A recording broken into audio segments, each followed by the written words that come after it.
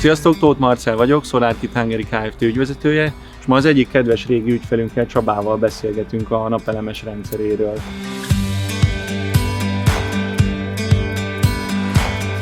...2007 óta dolgozunk itt, feleségemmel csináltuk ezt a céget annak idején, és hát azóta családi vállalkozásként működik, úgyhogy hát nagyon büszkék vagyunk rá, hogy egy bérleményből át tudtunk jönni ide egy saját telephelyre, ahol aztán tudtunk óriásiakat fejlődni, többek között a ti segítségetekkel, amikor ugye 3 évvel ezelőtt feltettük ezt a napelemrendszert, amivel gyakorlatilag a cégünk rentabilitását elég igen, 2020 őszén telepítettük. 2020, igen, őszén. Egyébként nagyon jó energiák vannak, és ugye a Játszópark Kft. Az mivel foglalkozik pontosan, ahogy a neve is mutatja? Hát játszótereket gyártunk, illetve készítünk saját gyártásban, illetve gumitéglát gyártunk a játszótereink alá, valamint tornaparkok alá.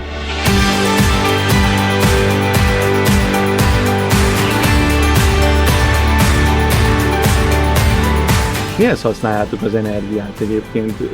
Mesélj egy kicsit a napelemes rendszernek, hogy annó honnan jött az ötlet, családi házadon is van. Igen. Hát onnan jött az ötlet nekünk, hogy rettenetes sok áramot használ a gumitéglagyártás, mert ezeket a gumilapokat, ezeket 105 fokon kell sütni, és elég hosszú idő, hát 1 óra alatt egy gép 4,5 lapot gyárt körülbelül, 4-5 lapot maximum.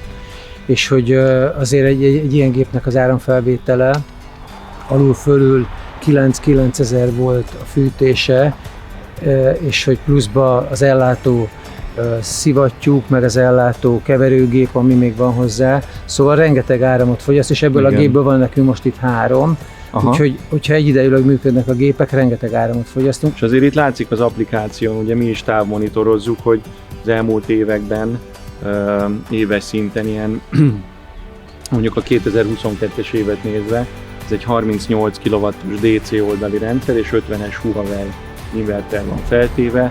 Ugye tavalyi évben 48 MWh-t megtermeltetek, tehát túltermelésetek is volt, annak ellenére, hogy villanyautót töltesz, illetve most egy villanybojlered is van. Sőt, olyannyira sokat termelünk, hogy a múlt évben például 20 megawattal többet termeltünk, mint amit elhasználtunk. Ebből volt is egy kis konfliktus, de hát reméljük, hogy ez azért kidolgozza magát. Igen, jó volt a túltermelés. Igen.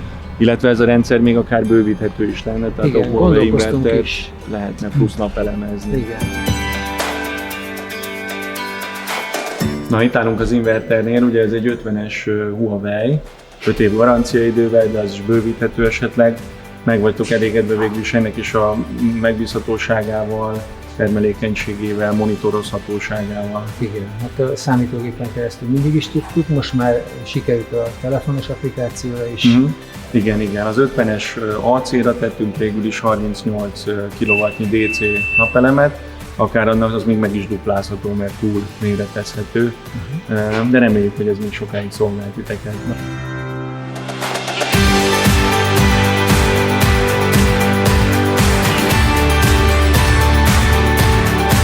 Ugye a folyamat, amikor annó elkezdtünk ismerkedni, az hogy nézett ki? A személyes felmérés, hozamelőrejelzés volt, telepítés.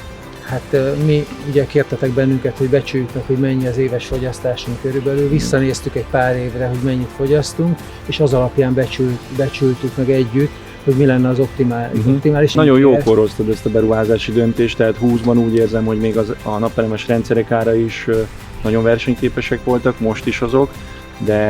De akkor jár, és a mostani piaci áron az azt hozta ki, hogy végülis a megtérülésű idő az kb. 3-4 év körül mozog? Én úgy számoltam annak idején, hát ugye volt ilyen kb. 300 ezeres havi számlánk, a villanyszámlánk akkor 2020 előtt, és akkor azt gondoltam, hogy ez a 10,8-as beruházás, ez meg fog térülni 3-4 év alatt, és hogy ez így is van. Akkor azt hozta azokat az elvárásokat. Igen.